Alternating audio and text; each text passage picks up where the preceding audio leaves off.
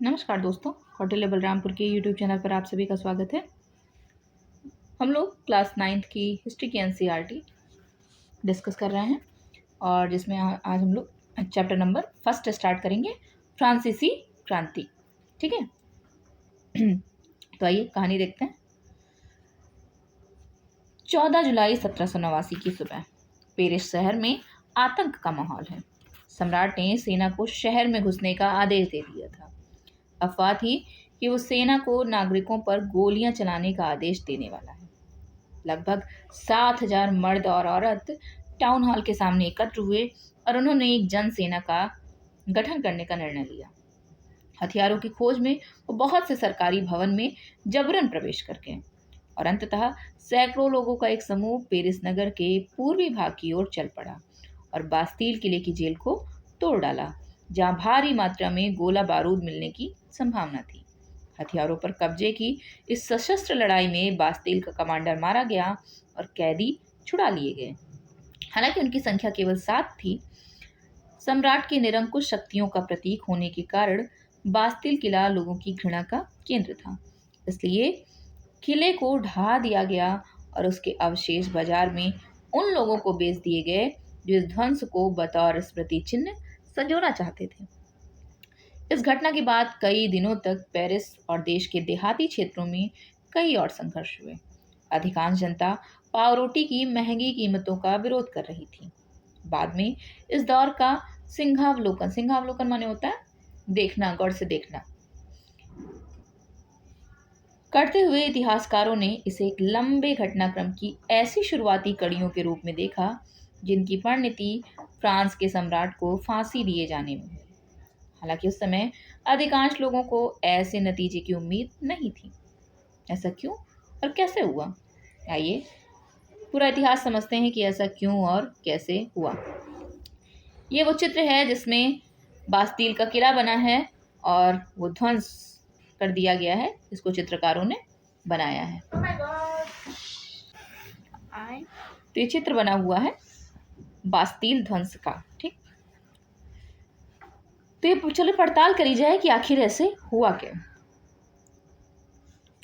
18वीं सदी के उत्तरार्ध यानी उत्तरार्ध में फ्रांसीसी समाज कैसा था, इसके बारे में समझा जाए।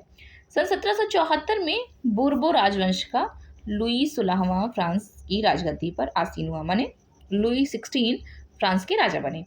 उस समय उनकी उम्र केवल 20 साल थी और उसका विवाह ऑस्ट्रिया की राजकुमारी मेरी एंतोइनेट से हुआ था। राज्यारोहण के समय उसने राजकोष खाली पाया। जब वो राजा बने तो खजाना, सरकारी खजाना शून्य, बिल्कुल उसमें कुछ था ही नहीं, खाली बिल्कुल। और लंबे समय तक चले युद्धों के कारण फ्रांस के वित्तीय संसाधन नष्ट हो चुके थे। लंबे समय तक चूंकि युद्ध चल रहा था तो और जो भी आर्थिक संसाधन थे वो पहले ही नष्ट हो चुके थे। वर्साय के विशाल महल और राज दरबार की शानो शौकत बनाए रखने की फिजूल खर्ची का बोझ अलग से था। एक तो सरकारी खजाना खाली था, ऊपर से आर्थिक संसाधन नष्ट थे, ऊपर से जो वर्साय का इतना बड़ा महल बना हुआ उसको सजाना धजाना, उसका जो अनावश्यक खर्चा था उसका बोझ वैसे ही बहुत ज़्यादा था। लुई 16वें के शासनकाल में फ्रांस ने अमेरिका के 13 उपनिवेशों को साझा शत्रु ब्रिटेन से आज़ाद कराने में सहायता दी थी। माने आप जब अमेरिका की आज़ादी का इतिहास पढ़ते हैं तो अमेरिका को आज़ाद कराने में फ्रांस ने सहायता करी थी लुई 16 के ही कार्यकाल में। इस युद्ध के चलते फ्रांस पर 10 अरब लिब्रे क्या होता है? मुद्रा। उस समय की फ्रांस की मुद्रा का नाम लिब्रे था। ठीक, जो बाद में हटा दी गई है। जैसे रुपया, आप ऐसे समझिए, अगर यहाँ 10 अरब रुपया लिखा हो तो भाई लिब्रे से भी अधिक का कर्ज और जुड़ गया, जबकि उस पर पहले से ही 2 अरब लिब्रे का बोझ चढ़ा हुआ था। सरकार से कर्जदाता 10% ब्याज की मांग करने लगे थे। जो भी कर्ज जिन्होंने दिया था अब वो 10% कह रहे थे कि इंटरेस्ट दो। फलस्वरूप फ्रांसीसी सरकार अपने बजट का बहुत बड़ा हिस्सा दिनों दिन बढ़ते जा रहे कर्ज को चुकाने पर मजबूर थी। अपने नियमित खर्चे, जो रेगुलर खर्चे थे, जैसे सेना के रख रखाव, राज दरबार, सरकारी कार्यालयों, विश्वविद्यालयों को चलाने के लिए फ्रांसीसी सरकार करों में वृद्धि के लिए बाध्य हो गई। अब कैसे खर्चा पूरा करना ही था, तो इसके लिए टैक्स बढ़ाया गया।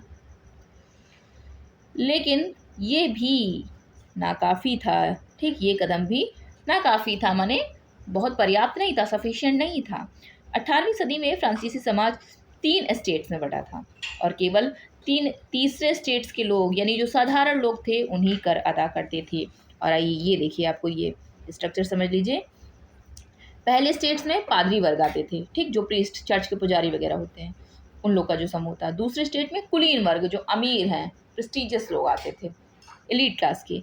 और तीसरे स्टेट में बड़े व्यवसायी, व्यापारी, अदालती कर्मचारी, वकील, ठीक, किसान, कारीगर, छोटे किसान, भूमिहीन, खेतिहर मजदूर, नौकर, ये सब आते थे। अब जरा गौर से आप देखें तो आप देखेंगे कि तीसरे स्टेट में भी कुछ अमीर लोग हैं और कुछ गरीब लोग हैं, ठीक, यानी तीसरे स्टेट में भी अंतर था। और कर कौन चुकाता था? केवल तीसरे स्टेट के लोग। अब वर्गों में विभाजित फ्रांसीसी समाज मध्यकालीन सामंती व्यवस्था का अंग था। ठीक, प्राचीन राजतंत्र पद का प्रयोग सामान्यतः सन 1789 के पहले के फ्रांसीसी समाज और संस्थाओं के लिए होता है। ये जो फिगर बना हुआ है, ये चित्र नंबर 2, ये फ्रांसीसी समाज की वर्ग व्यवस्था को दर्शाता है। पूरी आबादी में लगभग 90% किसान थे। पहले आइए थोड़ा सा फिगर हम लोग समझ लेते हैं।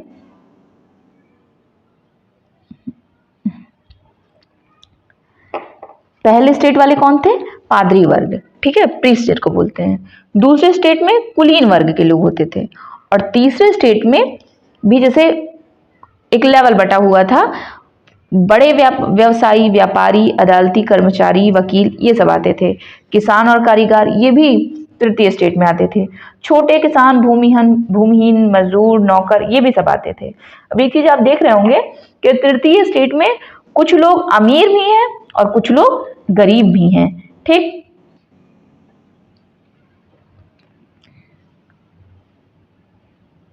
तो होता क्या था, जैसे आप चित्र देख के समझ पाएंगे कि पूरी आबादी में लगभग 90% किसान थे, लेकिन जमीन के मालिक किसानों की संख्या बहुत कम थी जो खुद जमीन के मालिक थे। जैसे किसान तो थे लेकिन वो दूसरे की जमीन पे खेती करते थे, खुद किसान हो और खुद की जमीन हो, मालिक भी हो, ऐसे लोग बहुत कम थे। और लगभग 60% जमीन पर कुलीनों, चर्च और तीसरे स्टेट्स के अमीरों का अधिकार था। पहले 2 स्टेट्स कुलीन वर्ग और पादरी वर्ग के लोगों को कुछ विशेषाधिकार जन्मना प्राप्त थे। जन्मना माने क्या होता है कि बाय बर्थ, जैसे पैदा होते थे वैसे ही प्राप्त हो जाते थे। ठीक है, इनमें से सबसे महत्वपूर्ण विशेषाधिकार था राज्य को दिए जाने वाले करों से छूट, यानी उनको टैक्स नहीं देना पड़ता था। कुलीन वर्ग को कुछ अन्य सामंती विशेषाधिकार भी हासिल थे। वह किसानों से सामंती कर वसूल कर सकता था।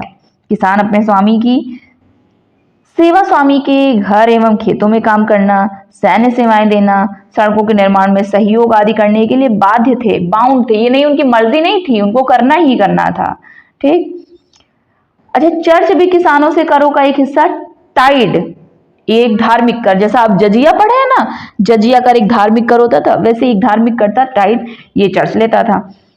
ऊपर से तीसरे स्टेट के तमाम लोगों को सरकार को तो कर चुकाना ही होता था। सरकार को अलग से कर देना, चर्च अलग से कर ले रही है। अब आप समझिए, इन करों में टाइल प्रत्यक्ष कर था एक तरह से, और बहुत ढेर सारे अप्रत्यक्ष कर शामिल थे। जैसे आप टैक्स पढ़ते हैं तो डायरेक्ट टैक्स, इनडायरेक्ट टैक्स पढ़ते हैं कि नहीं पढ़ते हैं?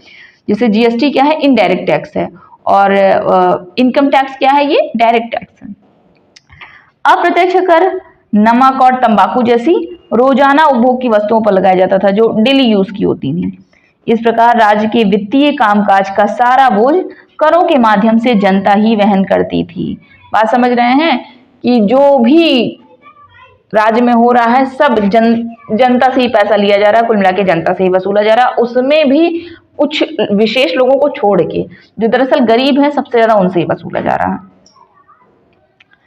ये चित्र बना हुआ है, ठीक है, एक चित्रकार ने इस चित्र को बनाया है और ये लिखा हुआ है कि बेचारा गरीब अनाज, फल, पैसा, सलाद सब कुछ लाता है और मोंटू जमींदार सब कुछ स्वीकार करने को तैयार बैठा है। ये जमींदार है, ये किसान है, पर उसको एक नजर देखता नहीं है। ले रहा है सब, ये देखिए अनाज, फल, पैसा सब लाया है, लेकिन ये देख नहीं रहा लेते हुए। ठीक, और कुलीन व्यक्ति मकड़ा है और किसान मक्खी। और इधर लिखा हुआ है शैतान को जितना दो उसका लालच उतना ही बढ़ जाता है। ये चित्र है मकड़ा और मक्खी। अब आप खुद से सोचिए, बताइए कि चित्रकार ने ये कुलीन व्यक्ति को मकड़ा और किसान को मक्खी के रूप में क्यों प्रदर्शित किया है? खुद से सोचिए जरा सा।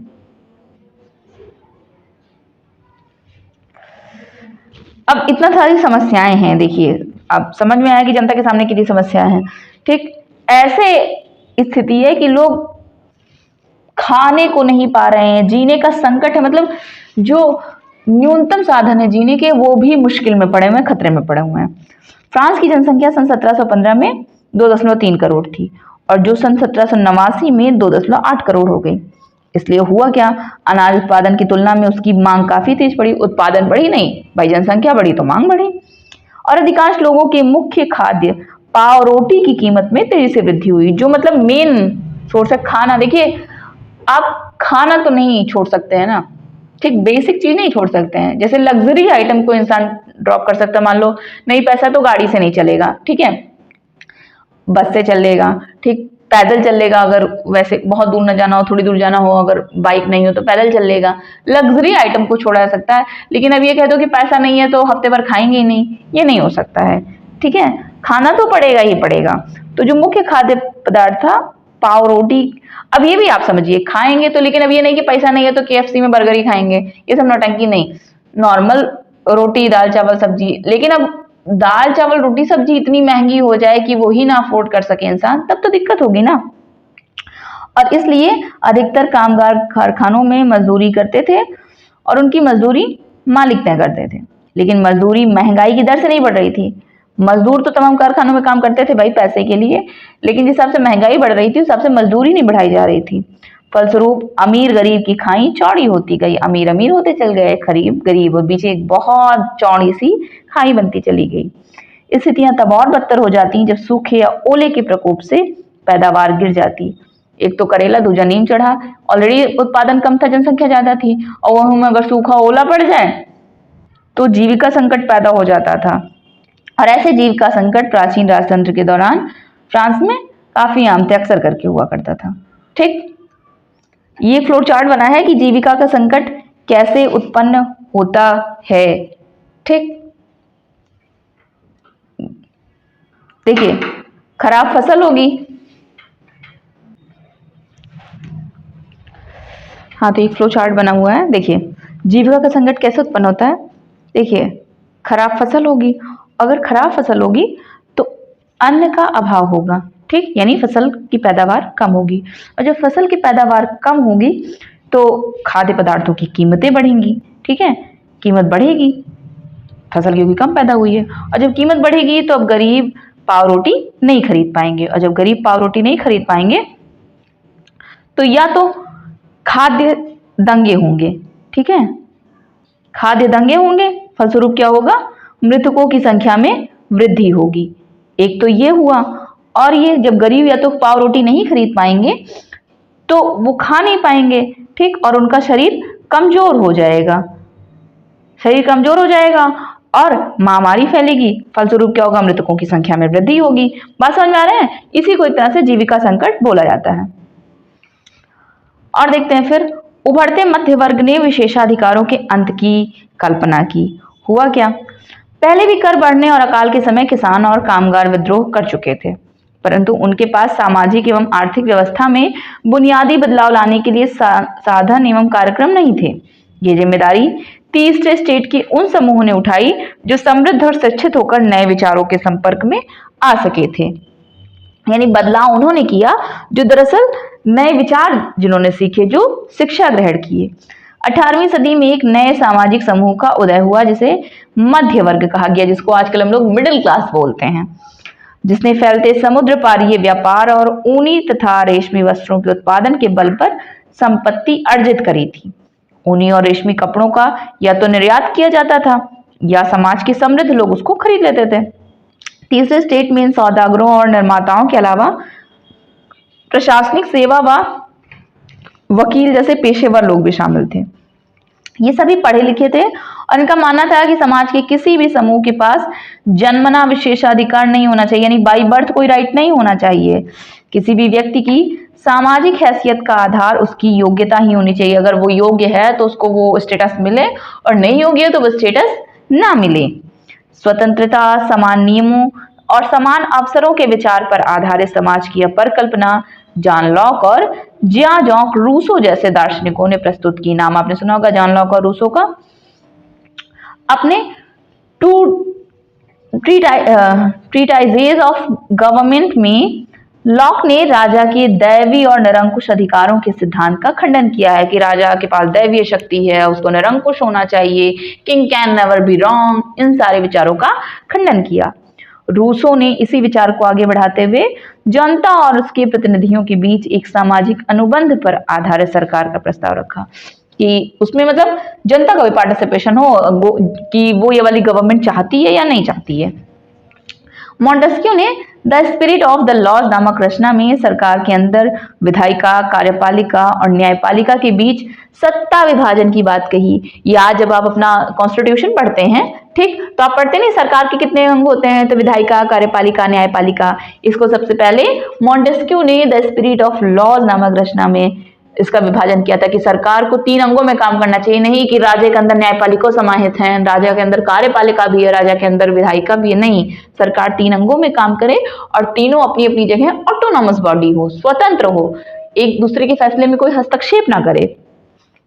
जब संयुक्त राज्य अमेरिका में 13 उपनिवेशों ने ब्रिटेन से खुद को आजाद घोषित कर दिया तो वहां इसी मॉडल की सरकार बनी, यानी कार्यपालिका, विधायिका, न्यायपालिका के बीच सत्ता का विभाजन हुआ।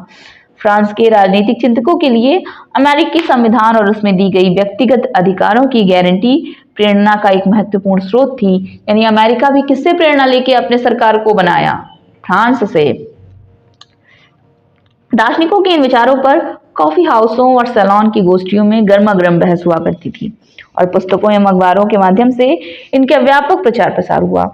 पुस्तकों एवं अखबारों को लोगों के बीच जोर से पढ़ा जाता ताकि अनपढ़ भी उन्हें समझ सके। वो पढ़ तो सकते नहीं थे, इसलिए तेज तेज पढ़ा जाता था, क्योंकि सुन के तो समझ सकते थे। इसी समय लोई सुलाहमा द्वारा राज्य के खर्चों को पूरा करने के लिए फिर से कर लगाए जाने की खबर से विशेषाधिकार वाली व्यवस्था के विरुद्ध गुस्सा भड़क गया। एक तो वैसे ही गुस्से में थे सब, ऑलरेडी इतना कर दे रहे थे, फिर से लुई सुलाहमा ने कहा 1 कर और देना पड़ेगा। इससे सब और खौरिया गए कि सारा कर बार बार हमसे ही क्यों, जो विशेषाधिकार जिन लोगों को मिला है, जो जन्मना कर नहीं देना उनको, ये सब, उससे और गुस्सा भड़क गया।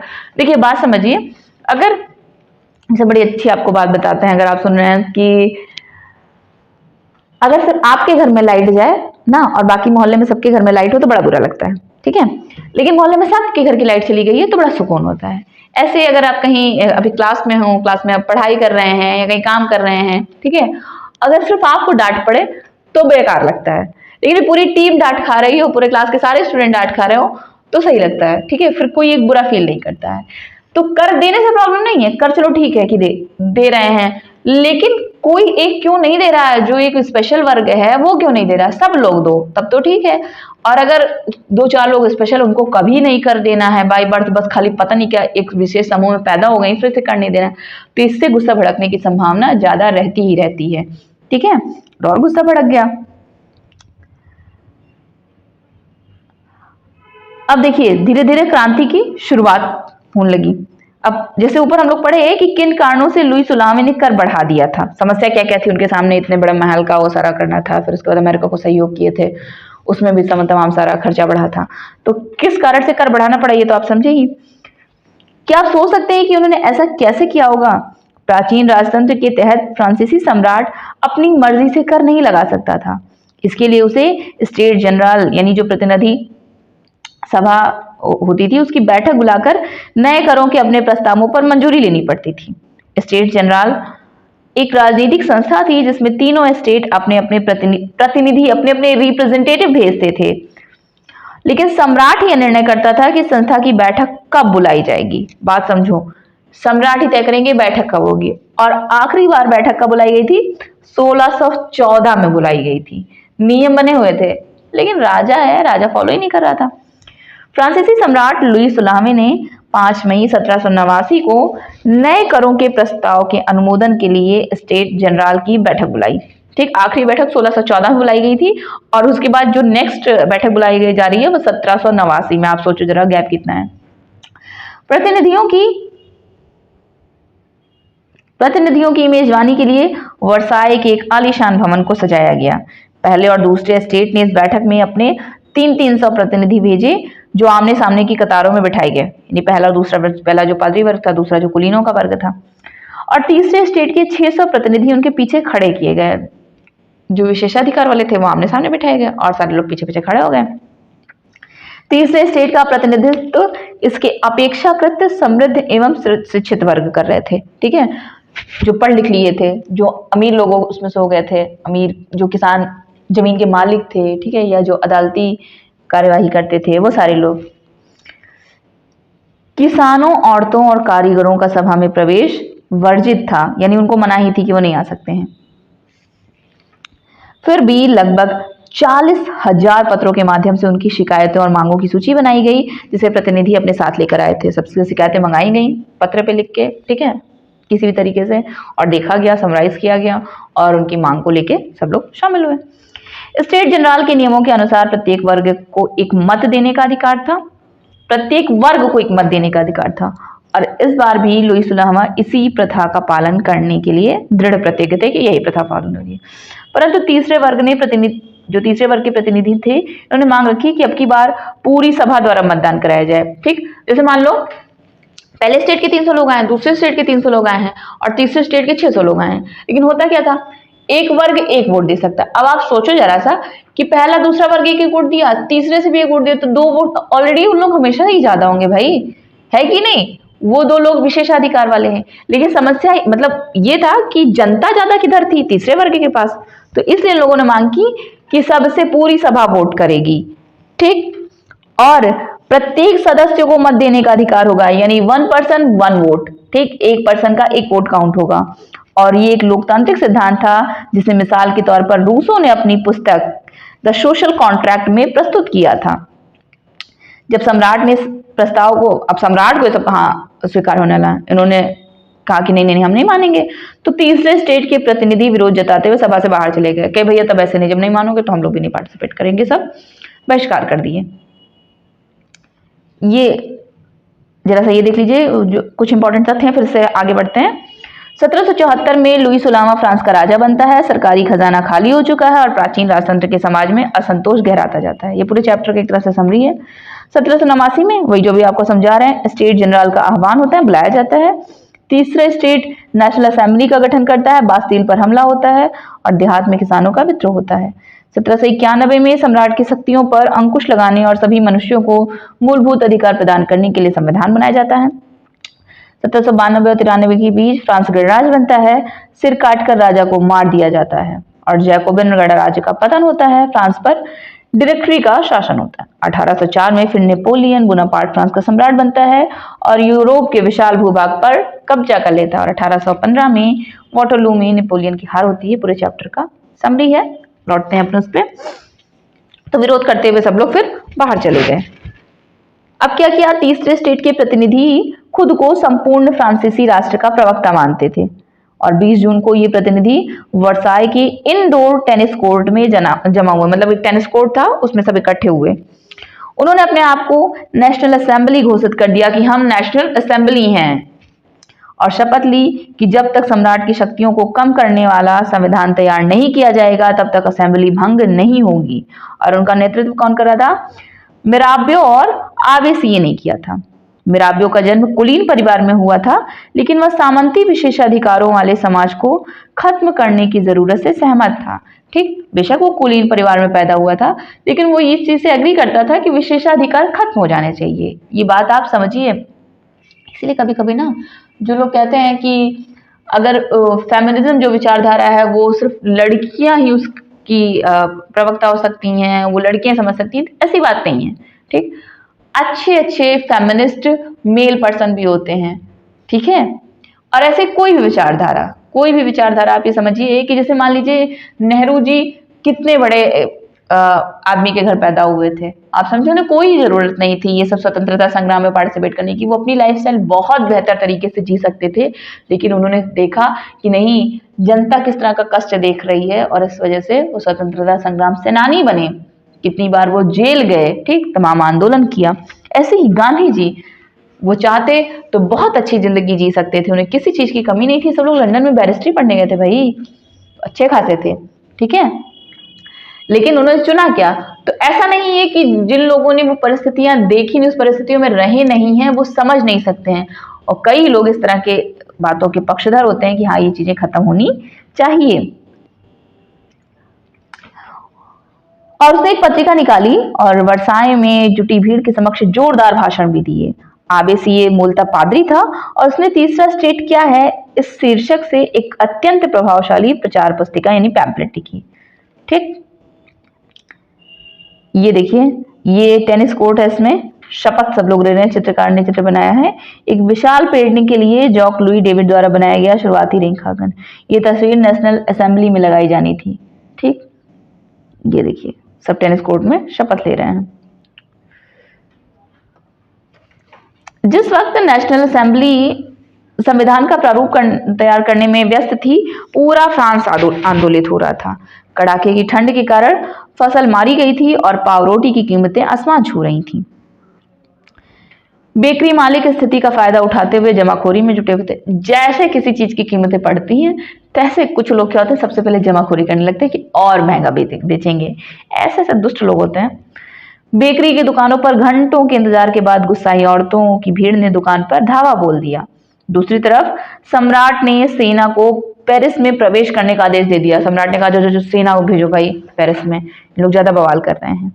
और क्रुद्ध भीड़ ने 14 जुलाई को बास्तील पर धावा बोलकर उसे नेस्तनाबूद कर दिया, जो आपने चैप्टर के शुरुआती में देखा। देहाती इलाकों में, गांव-गांव में अफवाह फैल गई कि जागीरों के मालिकों ने भाड़े पर लठैतों और लुटेरों के गिरोह बुला लिए हैं, जो पक्की फसलों को तबाह करने के लिए निकल पड़े हैं। कई जिलों में भय से आक्रांत होकर किसानों ने कुदालों और बेलचों से ग्रामीण किलों पर आक्रमण कर दिया। उन्होंने अन्न भंडारों को लूट लिया और लगान संबंधी दस्तावेजों को जलाकर राख कर दिया।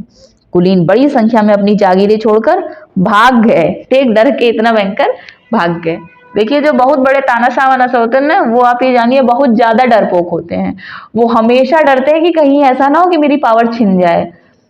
ठीक, इस बात का डर उसे हमेशा ही लगा रहता है। वो इसलिए डरते हैं कि लोग हमसे डरना छोड़ ना दें, इसलिए इतना मार गोला बारूद तोप इतने लोगों के साथ चलते हैं कि लोग डरें। हम अकेले चलेंगे तो लोग हमसे डरेंगे नहीं, और लोग अगर डरना छोड़ देंगे तो ये बहुत बड़ी बात हो जाएगी, उनके लिए दिक्कत की बात हो जाएगी। भाग गए, सब पड़ोसी देशों में जाकर शरण लिए। अपनी विद्रोही प्रजा की शक्ति का अनुमान करके लुई 16वें ने अंततः नेशनल असेंबली को मान्यता दे दी। उन्होंने फाइनली कहा कि नहीं, नेशनल असेंबली को रिकॉग्नाइज किया जा रहा है, और क्योंकि जनता का विद्रोह काफी बढ़ चुका था। और यह भी मान लिया कि उसकी सत्ता पर अब से संविधान का अंकुश होगा। और 4 अगस्त 1789 की रात को असेंबली ने करों, कर्तव्यों और बंधनों वाली सामंती व्यवस्था के उन्मूलन का आदेश पारित कर दिया। पादरी वर्ग के लोगों को भी अपने विशेषाधिकारों को छोड़ देने के लिए विवश किया गया। धार्मिक कर समाप्त किया गया और चर्च के स्वामित्व वाली भूमि जब्त कर ली गई। इस प्रकार कम से कम 20 अरब लिब्रे की संपत्ति सरकार के हाथ में आ गई, जो विशेषाधिकार के नाम पे लोगों ने हड़प रखी थी, चर्च ने हड़प रखी थी। और पादरी लोग कर नहीं दे रहे थे, इससे तमाम सारी इनकम हुई। ठीक, ये देखिए कैसे विद्रोही किसान एक जगह से दूसरी जगह फैल रहे हैं। अब हुआ क्या कि फ्रांस संवैधानिक राजतंत्र बन गया। नेशनल असेंबली ने सन 1791 में संविधान का प्रारूप पूरा कर लिया। इसका मुख्य उद्देश्य था सम्राट की शक्तियों को सीमित करना। एक व्यक्ति के हाथ में केंद्रीकृत होने के बजाय अब इन शक्तियों को विभिन्न संस्थाओं, विधायिका, कार्यपालिका और न्यायपालिका में विभाजित और हस्तांतरित कर दिया गया। इस प्रकार फ्रांस में संवैधानिक राजतंत्र की नींव पड़ी। ये देखिए आगे ये फिगर देखिए, समझा रहा है आपको कैसे ये पूरी व्यवस्था फ्रांस की काम करती थी। न्यायपालिका, कार्यपालिका, विधायिका। न्यायपालिका यानी जुडिशरी, कार्यपालिका यानी एग्जीक्यूटिव, विधायिका यानी लेजिस्लेचर। न्यायपालिका में न्यायाधीश होते थे। कार्यपालिका, देखिए विधायिका जो नेशनल असेंबली थी, इसमें 745 सदस्य थे। ये निर्वाचक यानी वोट देते थे। सक्रिय नागरिक, जो जिनको मताधिकार प्राप्त था, यानी जिनको वोटिंग राइट प्राप्त था, वो उस समय की जनसंख्या में लगभग 40 लाख लोग थे, 2.8 करोड़ लोगों में से। और निष्क्रिय नागरिक कौन होते थे? जिनको वोटिंग राइट नहीं प्राप्त था। लगभग 30 लाख पुरुष, महिलाओं, बच्चों और 25 वर्ष से कम उम्र के व्यक्तियों को मताधिकार प्राप्त नहीं था। ध्यान देने वाली बात है, अभी भी इतने लोग को वोटिंग राइट नहीं प्राप्त थे। ठीक है, नेशनल असेंबली क्या करती थी, सरकार पे नियंत्रण भी करती थी। ठीक, ये सम्राट यानी क्राउन था, मंत्रियों पर भी नियंत्रण करती थी नेशनल असेंबली, और ये सब वोट देते थे तो न्यायाधीश भी चुने जाते थे। ये सिस्टम इस तरह से काम कर रहा था। अब 1791 के संविधान ने कानून बनाने का अधिकार नेशनल असेंबली को सौंप दिया। नेशनल असेंबली प्रत्यक्ष रूप से चुनी जाती थी। सबसे पहले नागरिक एक निर्वाचक समूह का चुनाव करते थे, ठीक, जो पुनः असेंबली के सदस्यों को चुनते थे। जैसे आप इस समय देखें, जैसे हमारे राष्ट्रपति का चुनाव होता है, ठीक कुछ कुछ वैसा ही। सभी नागरिकों को मतदान का अधिकार नहीं था। 25 वर्ष से अधिक उम्र वाले केवल ऐसे पुरुषों को ही सक्रिय नागरिक, सक्रिय माने जिन्हें मत देने का अधिकार प्राप्त था, जो कम से कम 3 दिन की मजदूरी के बराबर कर चुकाते थे। शेष पुरुषों और महिलाओं को निष्क्रिय नागरिक के रूप में वर्गीकृत किया गया था। निर्वाचक की योग्यता प्राप्त करने तथा असेंबली का सदस्य होने के लिए लोगों को करदाताओं की उच्चतम श्रेणी में होना जरूरी था। जो जितना ज्यादा कर दे रहे थे उनको उस हिसाब से वोटिंग राइट प्राप्त था। ये देखिए, ये फिगर बना हुआ है, इसमें पुरुष एवं नागरिक अधिकार घोषणा पत्र का 1790 में ले बार्बिए ने ये चित्र बनाया था। दाईं ओर की आकृति फ्रांस को और बाईं ओर की आकृति कानून को निरूपित करती है। ये देखिए, कुछ घोषणाएं की गई थी ना, आप पढ़ भी लीजिएगा अपनी किताब में। जैसे आदमी स्वतंत्र पैदा होते हैं, स्वतंत्र रहते हैं, उनके अधिकार समान होते हैं। हर एक राजनीतिक संगठन का लक्ष्य आदमी के नैसर्गिक और अहरणीय अधिकारों को संरक्षित करना है। ये अधिकार है स्वतंत्रता, संपत्ति, सुरक्षा, शोषण के प्रतिरोध का अधिकार। ये वही सारी बातें हैं जो बेसिक बातें हैं जो किसी भी राज्य को फॉलो करनी चाहिए। और जब आप ये पूरी चीजें पढ़ेंगे तो आप देखेंगे कहीं ना कहीं ये 17 पॉइंट लिखे हुए हैं, इसको आप अपनी किताब में पढ़िएगा। कहीं ना कहीं ये आपके भी संविधान में, जो भारत का संविधान है उसमें भी मतलब आत्मर्पित किए गए, उसमें भी सारी चीजें शामिल हैं। जैसे ये देखिए, कानून सम्मत प्रक्रिया के बाहर किसी भी व्यक्ति को ना तो दोषी ठहराया जा सकता और ना ही गिरफ्तार अथवा नजरबंद किया जा सकता है। ठीक, बता सकते हैं कौन से अनुच्छेद में ये बात लिखी गई है कि बगैर कारण बताए गिरफ्तार नहीं किया जा सकता है? कमेंट बॉक्स में उत्तर लिखिए। सार्वजनिक सेना और प्रशासन के खर्चे चलाने के लिए सामान्य कर लगाना अनिवार्य है, अपरिहार्य है। सभी नागरिकों को उनकी आय के अनुसार समान रूप से कर लगाया जाना चाहिए। बेसिक बातें लिखी हुई हैं। संविधान पुरुष और नागरिक अधिकार घोषणा पत्र के साथ, ये घोषणा पत्र जो अभी तक हम पढ़ के सुना रहे थे, इसके साथ शुरू हुआ था। जीवन के अधिकार, अभिव्यक्ति की स्वतंत्रता के अधिकार और कानूनी बराबरी के अधिकार को नैसर्गिक और अहरणीय, अहरणीय माने जो छीने नहीं जा सकते, जिनका हरण नहीं किया सकता, जिनको लिया नहीं जा सकता, इन अधिकार के रूप में स्थापित किया गया। अर्थात ये अधिकार प्रत्येक व्यक्ति को जन्मना प्राप्त थे, बाय बर्थ ये सारे राइट सारे व्यक्तियों को प्राप्त थे, किसी एक को नहीं, और इन अधिकारों को छीना नहीं जा सकता था। राज्य का कर्तव्य माना गया कि वो प्रत्येक व्यक्ति के नैसर्गिक अधिकारों की रक्षा करे। राज्य जो स्टेट है वो प्रोटेक्ट करे उसको।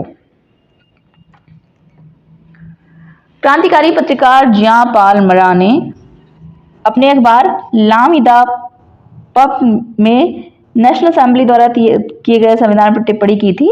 जनता के प्रतिनिधि का कार्यभार अमीरों को सौंप दिया गया है।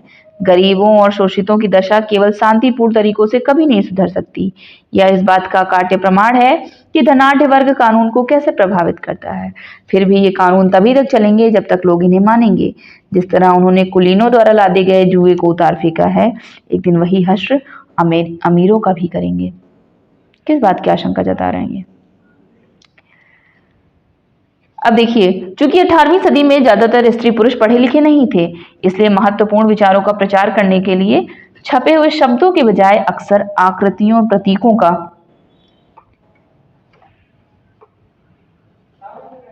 प्रयोग किया जाता था। ले बार्बिए ने अपनी पेंटिंग में अधिकारों के घोषणा पत्र के लोगों, मतलब जो घोषणा पत्र हुआ था उसको पहुंचाने के लिए अनेक प्रतीकों का प्रयोग किया। जैसे देखिए, ये टूटी हुई जंजीर दिखाई, ये देखिए, क्योंकि दासों को बांधने के लिए जंजीरों का प्रयोग होता था, और टूटी हुई ये हथकड़ी क्या है, उनकी आजादी का प्रतीक है। ये देखिए, ये छड़ बना के समझाने की कोशिश की गई कि अकेली छड़ को आसानी से तोड़ा जा सकता है पर पूरे गट्ठर को नहीं, ये एकता में ही बल है, ये समझाने की कोशिश करी गई। और एक त्रिभुज के अंदर से देखती हुई आंख, ठीक, सर्वदर्शी आंख ज्ञान का प्रतीक है और सूर्य की किरणें अज्ञान रूपी अंधेरे को मिटा देंगी, ये बताया गया। और ये राजदंड था शाही सत्ता का प्रतीक। ये अपनी एक सांप है जो अपनी पूंछ अपने मुंह में लिया हो। ये सनातनता का प्रतीक है। अंगूठी का कोई और छोर नहीं होता है, ये दिखाने की कोशिश करी गई। और ये लाल फ्राइजियन टोपी थी। ये दासों द्वारा स्वतंत्र होने के बाद पहनी जाने वाली टोपी थी कि उससे पता चलता कि अब आप स्वतंत्र हैं। फ्रांस का राष्ट्रीय रंग था नीला, सफेद, लाल। ये डैनो वाली स्त्री थी, ये कानून का मानवीय स्वरूप थी। इसको देख के पता चलता कि हाँ, कानून की बात हो रही है। और ये विधिपट कानून सबके लिए समान है और उसकी नजर में सब लोग, सब कोई बराबर हैं। अब फ्रांस में राजतंत्र का उन्मूलन और गणतंत्र की स्थापना। आगे क्या होता है? फ्रांस की स्थिति आने वाले वर्षों में भी तनावपूर्ण बनी रही। यद्यपि लुई 16वें ने संविधान पर हस्ताक्षर कर दिए थे, परंतु प्रशा के राजा से उसकी गुप्त वार्ता भी चल रही थी।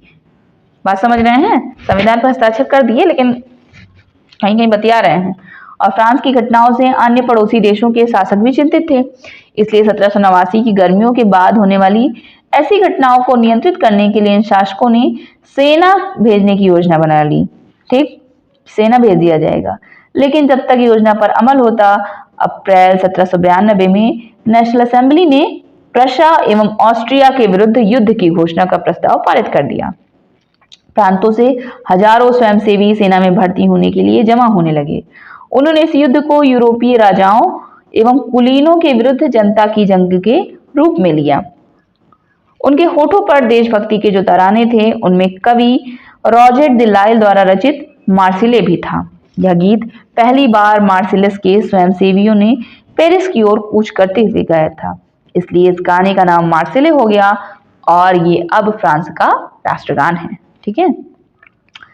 क्रांतिकारी युद्धों से जनता को भारी क्षति हुई और आर्थिक कठिनाइयां झेलनी पड़ी।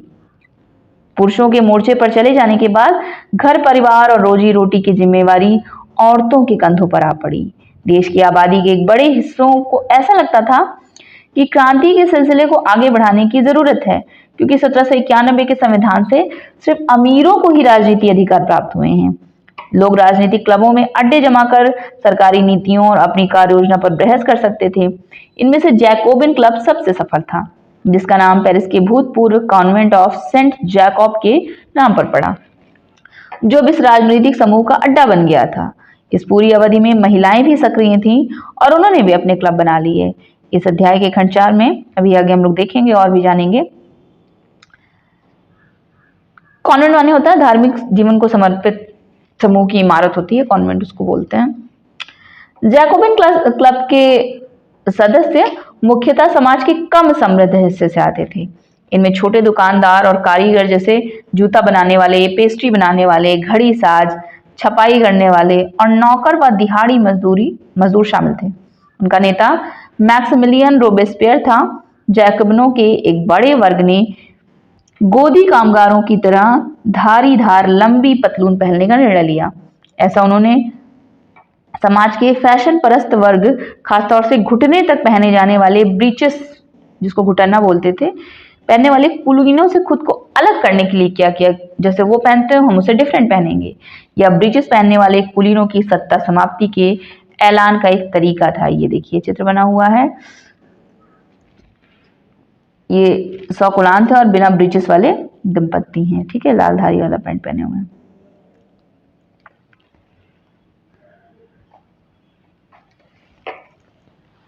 ये किसी महिला कलाकार ने ये चित्र बनाया है और क्रांतिकारी घटनाक्रम के बाद महिलाओं के लिए संभव हो गया कि वे स्थापित चित्रकारों के साथ प्रशिक्षण प्राप्त कर सकें और हर 2 साल में लगने वाली सैलॉन नामक नुमाइश में अपने चित्रों को प्रदर्शित कर सकें।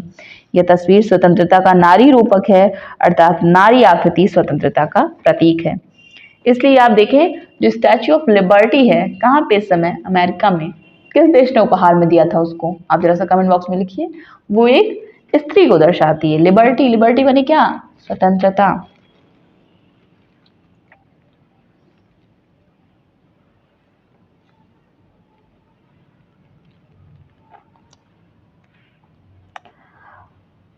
अब चूंकि उन लोग अलग से वो पहन रहे थे, अलग करने के लिए, तो इसलिए जैकबिनों को 100 कुलांत के नाम से जाना गया, जिसका शाब्दिक अर्थ है बिना घुटनने वाले। 100 कुलांत पुरुष लाल रंग की टोपी भी पहनते थे, जो स्वतंत्रता की प्रतीक थी, लेकिन महिलाओं को ऐसा करने की अनुमति नहीं थी। सन 1792 की गर्मियों में जैकबिनों ने खाद्य पदार्थ की महंगाई एवं अभाव से नाराज पेरिस वासियों को लेकर एक विशाल हिंसक विद्रोह की योजना बनाई। 10 अगस्त की सुबह उन्होंने ट्यूलेरिये के महल पर धावा बोल दिया, राजा के रक्षकों को मार डाला और खुद राजा को कई घंटों तक बंधक बनाए रखा। बाद में असेंबली ने शाही परिवार को जेल में डाल देने का प्रस्ताव पारित किया। जब शाही परिवार को जेल में डाल दिया जाएगा। नए चुनाव कराए गए और 21 वर्ष से अधिक उम्र वाले सभी पुरुष, चाहे उनके पास संपत्ति हो या ना हो, सबको मतदान का अधिकार प्रदान किया गया। ये अपने आप में बहुत बड़ी बात थी। और जो नवनिर्वाचित असेंबली थी उसको कन्वेंशन का नाम दिया गया। 21 सितंबर 1792 को इसने राजतंत्र का अंत कर दिया और फ्रांस को एक गणतंत्र घोषित कर दिया। जैसे हम लोग जान रहे हैं कि गणतंत्र सरकार का वो रूप है जहां सरकार और उसके प्रमुख का चुनाव जनता करती है। यहाँ वंशानुगत राजशाही नहीं है। आप कुछ और भी गणतंत्र देश उनको कमेंट बॉक्स में लिखें, ऐसे और कौन कौन से गणतंत्र देश को जानते हैं। वो गणतंत्र कब बने और कैसे बने, मसलन हमारा भारत कब गणतंत्र बना, कैसे बना, ये लिखिए कमेंट बॉक्स में। और हुआ क्या, लुई सुलहमे को न्यायालय द्वारा देशद्रोह के आरोप में मौत की सजा सुनाई गई। 21 जनवरी 1793 को प्लेस डी ला कॉनकॉर्ड में उसे सार्वजनिक रूप से फांसी दे दी गई। जल्द ही रानी मेरी एंटोइनेट का भी वही हश्र हुआ। फाइनली राजा को, लुई सुलहमे को फांसी पे लटका दिया गया, ठीक, देशद्रोह के आरोप में। अब इसके आगे क्या हुआ भाई, 1793 से 94 तक के काल को आतंक का युग कहा जाता है। रोबेस्पियर ने नियंत्रण एवं दंड की सख्त नीति अपनाई। उसके हिसाब से गणतंत्र के जो भी शत्रु थे, कुलीन एवं पादरी, अन्य राजनीतिक दलों के सदस्य, उसकी कार्यशैली से असहमति रखने वाले पार्टी सदस्य, उन सभी को गिरफ्तार कर जेल में डाल दिया गया और एक क्रांतिकारी न्यायालय द्वारा उन पर मुकदमा चलाया गया। यदि न्यायालय उन्हें दोषी पाता तो गिलोटीन पर चढ़ाकर उनका सर कलम कर दिया जाता था। गिलोटीन क्या होता था, गिलोटीन 2 खंबे होते थे और बीच में आरा मशीन जैसा लटकता था, जिस पर रखकर अपराधी का सर धड़ से अलग कर दिया जाता था। और इस मशीन का नाम इसके आविष्कारक, जो आविष्कार जिन्होंने किया था, डॉक्टर गिलोटीन के नाम पर पड़ा था। रोबेस्पियर सरकार ने कानून बनाकर मजदूरी एवं कीमतों की अधिकतम सीमा तय कर दी। गोश्त और पावरोटी की राशनिंग कर दी गई। किसानों को अपना अनाज शहरों में ले जाकर सरकार द्वारा तय कीमत पर बेचने के लिए बाध्य किया गया। अपेक्षाकृत महंगे सफेद आटे के इस्तेमाल पर रोक लगा दी गई। सभी नागरिकों के लिए साबुत गेहूं से बनी और बराबरी का प्रतीक मानी जाने वाली समता रोटी खाना अनिवार्य कर दिया गया। लो, बराबरी का प्रतीक है जो साबुत गेहूं से बनी है, सब लोग यही रोटी खाओ जबरदस्ती। बोलचाल और संबोधन में भी बराबरी का आचार व्यवहार लागू करने की कोशिश की गई। परंपरागत मॉन्स्यूर, महाशय एवं मदाम यानी महोदया के स्थान पर अब सभी फ्रांसीसी पुरुषों और महिलाओं को सितोयेन या सितोयीन नाम से संबोधित किया जाने लगा, यानी नागरिक या नागरिका। चर्चों को बंद कर दिया गया और उनके भवनों को बैरक या दफ्तर बना दिया गया। रोबेस्पियर ने अपनी नीतियों को इतनी सख्ती से लागू किया कि उसके समर्थक भी त्राही करने लगे। अंततः जुलाई 1794 में न्यायालय द्वारा उसे दोषी ठहराया गया और गिरफ्तार करके अगले ही दिन उसे गिलोटीन चढ़ा दिया गया। ठीक, इसका मतलब ये हुआ कि जैसे अगर आप अच्छी चीजें भी लागू कर रहे हैं लेकिन इतना सख्ती से लागू करेंगे तो फिर उसका कोई मतलब नहीं हो जाएगा। क्रांतिकारी पत्रकार कैमिल डेसमॉलिन्स ने सन 1793 में लिखा और इसके कुछ ही दिन बाद उसको आतंक राज के दौरान फांसी दे दी गई थी। कुछ लोगों का मानना है कि स्वतंत्रता एक शिशु के समान है जिसे परिपक्व होने तक अनुशासन की अवस्था से गुजरना आवश्यक है। पर सत्य कुछ और है। स्वतंत्रता सुख शांति है, विवेक है, समानता एवं न्याय है, अधिकारों का घोषणा पत्र है। आप शायद सभी दुश्मनों का सिर काट देना चाहते हैं। क्या इससे बड़ी मूर्खता हो सकती है? क्या किसी एक व्यक्ति को उसके दसियों सगे सॉरी क्या किसी एक व्यक्ति को उसके दसियों सगे संबंधियों को दुश्मन बनाए बिना फांसी के तख्ते तक लाना संभव है? 7 फरवरी 1794 को रोबेस्पियर ने कन्वेंशन में भाषण दिया, जो ला मोनिटेर यूनिवर्सल अखबार में छपा। उसी भाषण का एकांश था कि लोकतंत्र को स्थापित और सुदृढ़ करने के लिए संविधान सम्मत शांतिपूर्ण शासन चलाने के लिए हमें सबसे पहले अत्याचारी निरंकुशता के विरुद्ध स्वतंत्रता की लड़ाई को अंतिम परिणति तक पहुंचाना होगा। गणतंत्र के घरेलू एवं बाहरी दुश्मनों का विनाश करना आवश्यक है, अन्यथा हम खुद नष्ट हो जाएंगे। क्रांति के दौर में लोकतांत्रिक सरकार आतंक का सहारा ले सकती है। आतंक बस कठोर, तुरंत और अनम्य न्याय है, जिसका प्रयोग पितृभूमि की अत्यावश्यक जरूरतों को पूरा करने के लिए भी किया जाएगा। क्रांतिकारी सरकार ने अनेक प्रकार से जनता की वफादारी हासिल करना चाहिए। उनमें से इस प्रकार के उत्सवों का आयोजन भी था। एक गौरवमय इतिहास की आभा को संप्रेषित करने के लिए प्राचीन यूनान व रोम की सभ्यताओं के प्रतीक का इस्तेमाल किया गया। मंच के बीचों बीच बने पायों पर टिका हुआ ये देखिए, ये क्लासिकी मंडप अस्थायी सामग्री का बना था, जिसे जब चाहे तोड़ा जा सकता था। कुल मिला के उत्सव में क्या होता, लोग एक दूसरे से कनेक्ट होते। अब क्या हुआ, धीरे धीरे जैकोबिन सरकार के पतन के बाद मध्य वर्ग के संपन्न तबके के पास सत्ता आ गई। जो मध्य वर्ग का संपन्न तबका था, उसके पास पावर आ गई। नए संविधान के तहत संपत्तिहीन तबके को मताधिकार से वंचित कर दिया गया। इस संविधान में 2 चुनी गई विधान परिषदों का प्रावधान था। इस परिषदों ने 5 सदस्यों वाली कार्यपालिका डायरेक्टरी को नियुक्त किया। इस प्रावधान के जरिए जैकोबिनों के शासनकाल वाली एक व्यक्ति केंद्रित कार्यपालिका से बचने की कोशिश की गई, लेकिन डायरेक्टरों का झगड़ा अक्सर विधान परिषदों से होता और तब परिषद उन्हें बर्खास्त करने की चेष्टा करती। डायरेक्टरी की राजनीतिक अस्थिरता ने सैनिक तानाशाह नेपोलियन बोनापार्ट के उदय का मार्ग प्रशस्त कर दिया।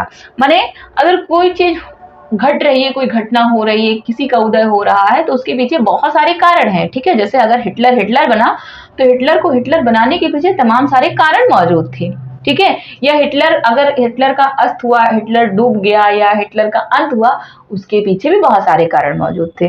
तो कैसे नेपोलियन बोनापार्ट के उदय का मार्ग, यही सारी जो डायरेक्टरी का झगड़ा है विधान परिषद से हो रहा है, परिषद उन्हें बर्खास्त कर रही है, यही सारे बातों से सैनिक तानाशाह का उदय हुआ। सरकार के स्वरूप में इन सभी परिवर्तनों के दौरान स्वतंत्रता, विधि सम्मत समानता और बंधुत्व प्रेरक आदर्श बने रहे कि आइडियल क्या होना चाहिए, बंधुत्व, समानता, स्वतंत्रता, यही सब। इन मूल्यों ने आगामी सदी में न सिर्फ फ्रांस बल्कि यूरोप के राजनीतिक आंदोलनों को भी प्रेरित किया।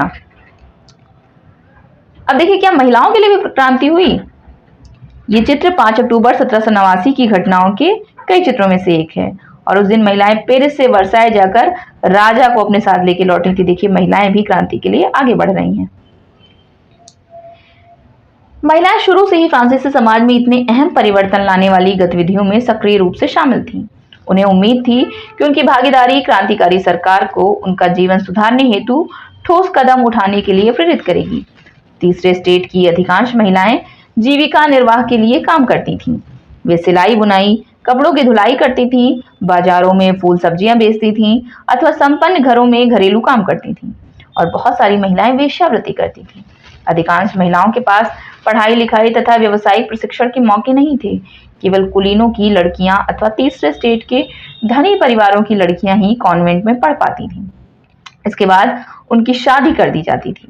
कामकाजी महिलाओं को अपने परिवार का पालन पोषण भी करना पड़ता था, जैसे खाना पकाना, पानी लाना, लाइन लगाकर पाव रोटी लाना और बच्चों की देख रेख आदि करना। उनकी मजदूरी पुरुषों की तुलना में कम थी। महिलाओं ने अपने हितों की हिमायत करने और उन पर चर्चा करने के लिए खुद के राजनीतिक क्लब शुरू किए और अखबार निकाले। फ्रांस के विभिन्न नगरों में महिलाओं के 60 क्लब अस्तित्व में आए। एक बार ये चित्र फिर से ध्यान से देखिए। ठीक, क्या दिख रहा है? ये त्रिशूल, कुल्हाड़ी, भाला, तलवार, ये सब ढोल नगाड़ा, ये घोड़े बैठी हुई स्त्री, एक बार फिर से ध्यान से देखिए। और औरतों और उनकी क्रियाओं, उनके हाव भाव, उनके हाथ की वस्तुओं का विवरण दें। गौर से देखें क्या वे सभी एक ही सामाजिक वर्ग की लगती हैं। चित्रकार ने इस आकृति में किन प्रतीकों को शामिल किया है, इन प्रतीकों के क्या मायने हैं। क्या महिलाओं को देखकर लगता है कि वे सार्वजनिक रूप से वही कर रही हैं जिसकी उनसे उम्मीद की जाती थी। आप क्या सोचते हैं, चित्रकार क्या महिलाओं के साथ है या उनके विरोध में खड़ा है। इस फिगर को देख के आपको क्या लग रहा है, चित्रकार इन लोग के साथ है या इन लोग के अगेंस्ट खड़ा है। इसमें कौन कौन सी चीज है जो क्रांति को प्रदर्शित कर रही है। तो महिलाओं के क्लब भी धीरे धीरे से अस्तित्व में आए और उनमें the society of revolutionary and Republican women सबसे मशहूर क्लब था। उनकी एक प्रमुख मांग ये थी कि महिलाओं को पुरुषों के समान राजनीतिक अधिकार प्राप्त होने चाहिए। महिलाएं इस बात से निराश हुई कि 1791 के संविधान में उन्हें निष्क्रिय नागरिक का दर्जा दिया गया था। महिलाओं ने मताधिकार, असेंबली के लिए चुने जाने तथा राजनीतिक पदों की मांग रखी। उनका मानना था कि तभी नई सरकार में उनके हितों का प्रतिनिधित्व हो पाएगा। प्रारंभिक वर्षों में क्रांतिकारी सरकार ने महिलाओं के जीवन में सुधार लाने वाले कुछ कानून लागू किए। सरकारी विद्यालयों की स्थापना के साथ ही सभी लड़कियों के लिए स्कूली शिक्षा को अनिवार्य बना दिया गया। अब पिता उन्हें उनकी मर्जी के खिलाफ शादी के लिए बाध्य नहीं कर सकते थे। शादी को स्वैच्छिक अनुबंध माना गया और नागरिक कानूनों के तहत उनका पंजीकरण किया जाने लगा। तलाक को कानूनी रूप दे दिया गया और मर्द औरत दोनों को इसकी अर्जी देने का अधिकार दिया गया। अब महिलाएं व्यावसायिक प्रशिक्षण ले सकती थीं, कलाकार बन सकती थीं और छोटे मोटे व्यवसाय चला सकती थीं। फिर भी राजनीतिक अधिकारों के लिए महिलाओं का संघर्ष जारी रहा और आतंक राज के दौरान सरकार ने महिला क्लबों को बंद करने और उनकी राजनीतिक गतिविधियों पर प्रतिबंध लगाने वाला कानून लागू किया। कई जानी मानी महिलाओं को गिरफ्तार कर लिया गया और उनमें से कुछ को फांसी पर चढ़ा दिया गया। मताधिकार और समान वेतन के लिए महिलाओं का आंदोलन अगली सदी में भी अनेक देशों में चलता रहा। मताधिकार का संघर्ष 19वीं सदी के अंत एवं 20वीं सदी के प्रारंभ तक अंतर्राष्ट्रीय मताधिकार आंदोलन के जरिए जारी रहा। क्रांतिकारी आंदोलन के दौरान फ्रांसीसी महिलाओं की राजनीतिक सरगर्मियों को प्रेरक स्मृति के रूप में जिंदा रखा गया और अंततः सन 1946 में फ्रांस की महिलाओं ने मताधिकार हासिल कर लिया। इतना समय लगा वहां की महिलाओं को मताधिकार हासिल करने में। एक हिसाब से इस मामले में हमारा भारत सही है, क्योंकि जैसे हम आजाद हुए इमीडिएटली महिलाओं को मताधिकार मिल गया था। इनफैक्ट सारे वयस्कों को कोई भेदभाव नहीं किया, जितने भी एडल्ट हैं 18+ हैं सबको वोटिंग राइट दिया गया।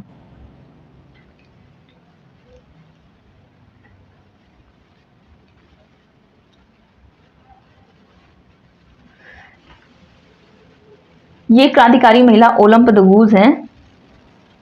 ये क्रांतिकालीन फ्रांस की राजनीतिक रूप से सक्रिय महिलाओं में सबसे महत्वपूर्ण थी। उन्होंने संविधान तथा पुरुष एवं नागरिक अधिकार घोषणा पत्र का विरोध किया, क्योंकि उसमें महिलाओं को मानव मात्र के मूलभूत अधिकारों से वंचित रखा गया था।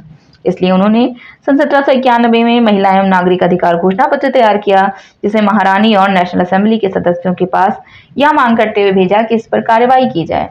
सन 1793 में ओलम तगूज ने महिला क्लबों को जबरदस्ती बंद करने के लिए जैकोबिन सरकार की आलोचना की। उन पर नेशनल कन्वेंशन द्वारा देशद्रोह का मुकदमा चलाया गया।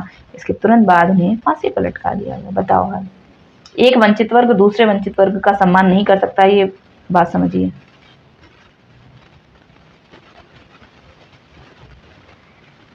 ओलम दगूज देखिए क्या बात लिखी थी कि औरत जन्मना स्वतंत्र है और अधिकारों में पुरुष के समान है। क्या गलत था इसमें? फांसी लटकाने की बात थी ये। समग्र संप्रभुता का स्रोत राष्ट्र में निहित है, जो पुरुष और महिलाओं के संघ के सिवा कुछ भी नहीं है। संगठनों का लक्ष्य पुरुष एवं महिलाओं के नैसर्गिक अधिकारों को संरक्षित करना है। अधिकार, स्वतंत्रता, संपत्ति, सुरक्षा, सबसे बढ़कर शोषण के प्रतिरोध का अधिकार। बेसिकली वही सारे अधिकार जो जिसकी मांग पुरुषों ने अपने लिए करी थी, वंचित पुरुषों ने, वही तो महिलाएं भी कर रही थी, लेकिन नहीं, उसके लिए फांसी पे लटका दिए। ये देखिए, बेकरी की दुकान पर लाइन लगाई है महिलाएं पावरोटी के लिए। सन 1793 में जैकोबिन राजनीतिज्ञ शोमित ने इन आधारों पर महिला क्लबों को बंद करने के निर्णय को उचित ठहराया। और क्या कहे, देखिए आप सुनिए। क्या प्रकृति ने घरेलू कार्य पुरुषों को सौंपा है? क्या प्रकृति ने बच्चों को दूध पिलाने के लिए हमें स्तन दिए? नहीं, प्रकृति ने पुरुष से कहा, पुरुष बनो, शिकार, कृषि, राजनीतिक कर्तव्य या तुम्हारा साम्राज्य है। और प्रकृति ने महिला से क्या कहा? स्त्री बनो, गृहस्थी के काम, मातृत्व के सुखद दायित्व यही तुम्हारे कार्य हैं। पुरुष बनने की इच्छा रखने वाली महिलाएं निर्लज्ज हैं। क्या जिम्मेदारियों का उचित बंटवारा नहीं हो चुका है? ये सब प्रकृति ने उनसे कहा था, शोमित से। दास प्रथा का उन्मूलन। फ्रांसीसी उपनिवेशों में दास प्रथा का उन्मूलन जैकोबिन शासन के क्रांतिकारी सामाजिक सुधारों में से एक था। कैरेबियाई उपनिवेश मार्टिनिक, गौडेलोप और सैन डोमिंगो तंबाकू, नील, चीनी और कॉफी जैसी वस्तुओं के महत्वपूर्ण आपूर्तिकर्ता थे। अपरिचित और दूर देश जाने और काम करने के प्रति यूरोपियों की अनिच्छा का मतलब था बागानों में श्रम की कमी। इस कमी को यूरोप, अफ्रीका और अमेरिका के बीच त्रिकोणीय दास व्यापार द्वारा पूरा किया गया। दास व्यापार 17वीं शताब्दी में शुरू हुआ। फ्रांसीसी सौदागर बोर्दे या नान्ते बंदरगाह से अफ्रीका तट पर जहाज ले जाते थे, जहां वे स्थानीय सरदार से दास खरीदते थे। दासों को दाग कर, हथकड़ियां डालकर अटलांटिक महासागर के पार कैरेबियाई देशों तक 3 माह की लंबी समुद्री यात्रा के लिए जहाजों में ठूस दिया जाता था। वहां उन्हें बागान मालिकों को बेच दिया जाता था। दास श्रम के बल पर यूरोपीय बाजारों में चीनी, कॉफी एवं नील की बढ़ती मांग को पूरा करना संभव हुआ। बोर्दे और नान्ते जैसे बंदरगाह फलते फूलते दास व्यापार के कारण ही समृद्ध नगर बन गए थे। 18वीं सदी में फ्रांस में दास प्रथा की ज्यादा निंदा नहीं हुई। नेशनल असेंबली में लंबी बहस हुई कि व्यक्ति के मूलभूत अधिकार उपनिवेशों में रहने वाली प्रजा सहित समस्त फ्रांसीसी प्रजा को प्रदान किए जाएं या नहीं, परंतु दास व्यापार पर निर्भर व्यापारियों के विरोध के भय से नेशनल असेंबली में कोई कानून पारित नहीं किया गया।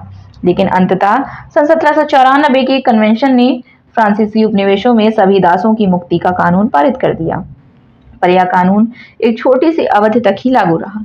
10 वर्ष बाद नेपोलियन ने दास प्रथा पुनः शुरू करी।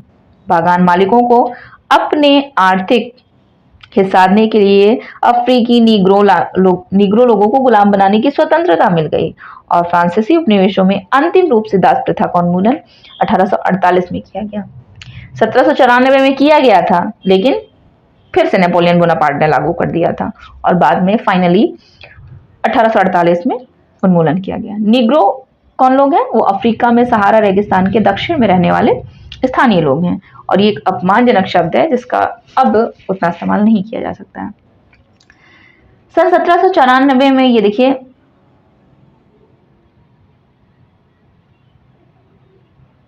ये फिगर बना हुआ है, इसमें दास मुक्ति का विवरण है। शीर्ष पर तिरंगे बैनर का नारा है मनुष्य के अधिकार, नीचे अभिलेख कहता है गुलामों की मुक्ति।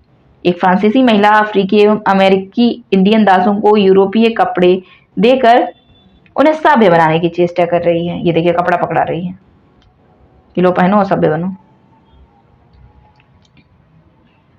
क्रांति और रोजाना की जिंदगी। क्या राजनीति लोगों का पहनावा, उनकी बोलचाल अथवा उनके द्वारा पढ़ी जाने वाली पुस्तकों को बदल सकती है? आप ये सब पढ़ के समझ होंगे सब बहुत पुरानी बात नहीं है। आज सब भी इन्हीं सब बातों पे गर्मा गर्म बहसें और चर्चाएं हुआ करती हैं इसी सब पे।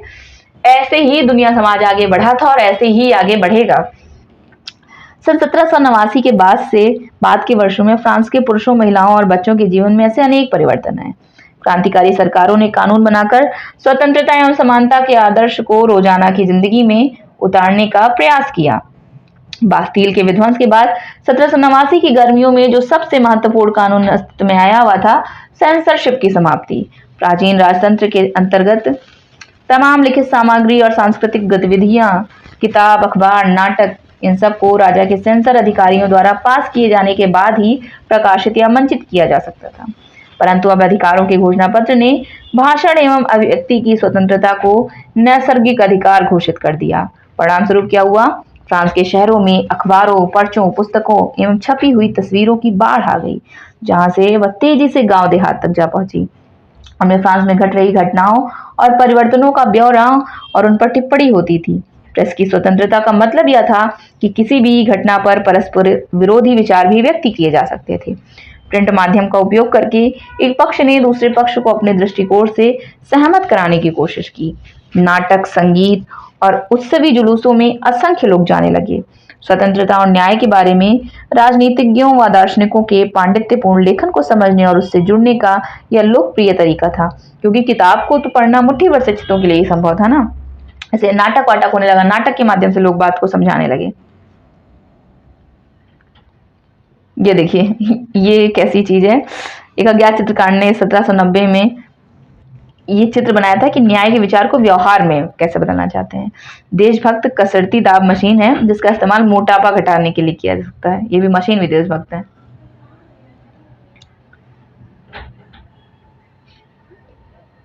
देखिए ये मरा है जनता को संबोधित कर रहे हैं और उनके इर्द गिर्द जो दृश्य है देखिए लोग कैसे खड़े हैं सुन रहे हैं। ठीक, पेंटिंग बनाई है। कुल मिलाके सारांश इस चैप्टर का क्या निकला?